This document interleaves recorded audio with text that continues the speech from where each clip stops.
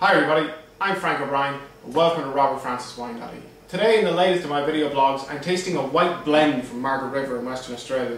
Margaret River is probably my favourite region within Western Australia and within Australia from a wine point of view. I absolutely love the wines that come out of Margaret River, whether they're Cabernet Sauvignons, Shirazes, Sauvignon Blancs, Sparklings, you name it.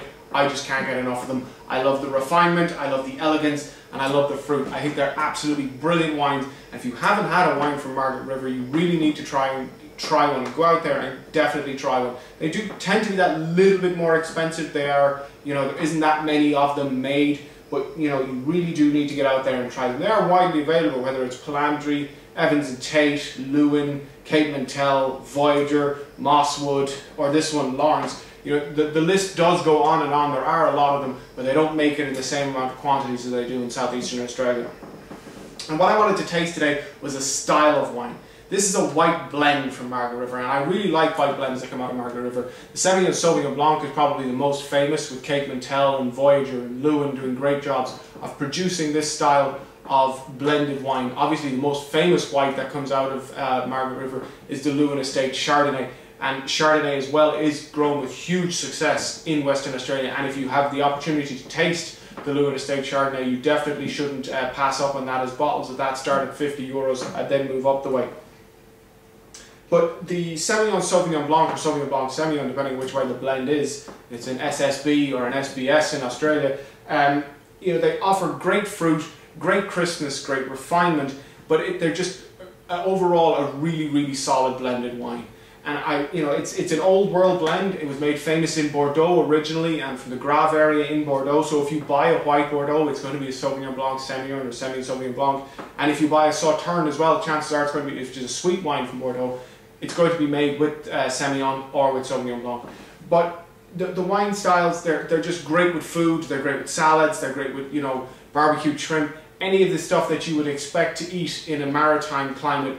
Sauvignon Blanc, Semillon blends go really well with it. Now the wines can be a little expensive. Cape Mentelle rolls in at around €25 a bottle, Lewin at about 20. So they are expensive when you consider it's a white blend from Margaret River. The Evans and Tate bottles that are available in Marks and Spencer's are good value entry-level wines into the bracket. But I really think it's a wine style that people need to get their head around and really need to get out there and try. I think they're absolutely just fantastic, and not enough people try them. I did review a Sauvignon Blanc from New Zealand earlier, but if you have been drinking Sauvignon Blanc from New Zealand and you want to try something different, you don't want to go too far from that, why not try a Sauvignon Blanc Semillon from Margaret River, or even try a Sauvignon Blanc from South Africa. That will offer you something totally different to your Sauvignon Blanc style of wine from New Zealand. So I think without further ado, we need to give this wine a bit of a looky look and see what we think of the wine and what we think of the style of the wine. So like I said, this is a Laurance white blend. So it's actually Sauvignon Blanc, Semillon and Chardonnay from Margaret River, which is an unusual twist there at the end. You normally get Sauvignon Blanc and Semillon, or Semillon and Chardonnay mixed together. But it's just a lovely blend when the two of them come together. And on the nose there are lovely grassy notes, but there's not hugely grassy notes, and then there's some citrus flavours as well. But the first thing that I do get into my nose is a smell of grass. There's some nice citrus, there's some nice lime. I should point out this bottle of wine isn't actually available in Ireland, so if you do like the sound of it, I'm afraid you can't get it here. This was actually sent to me as a present by my brother-in-law in Western Australia, so thank you very much, Billy. But it's more the style of the wine that I wanted to talk about today.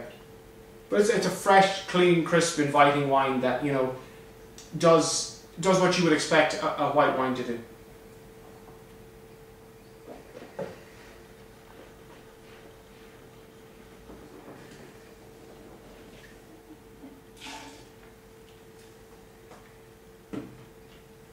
And on the palate, all of those fruits come through. The lemons and the limes really do hit initially. There is a slight touch of grass and a slight green pepper, or maybe even a broad bean note toward the end. There is like a green fruit note or vegetable note toward the end, but it's very minor.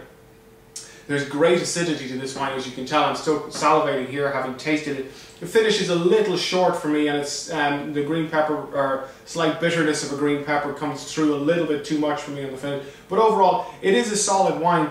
It does represent what I wanted it to represent in the style of wine. I'd love to know actually the percentages of the blend, because I'm not sure what the Chardonnay is actually contributing to here. I'm not getting a whole lot of apple or tropical fruit or anything that I would expect to get from the Chardonnay. But overall, it's a solid wine. If available in Ireland at 12 or 14 euros a bottle, it would sell really, really well.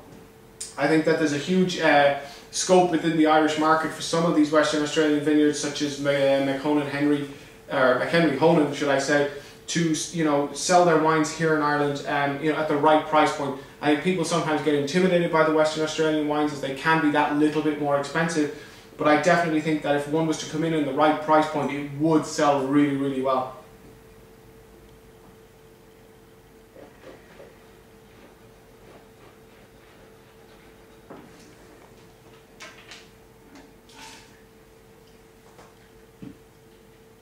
So overall, it's a solid wine. It's not an earth-shattering wine. It's not a wine that's going to change your world, but it is a solid representation of what the region can do.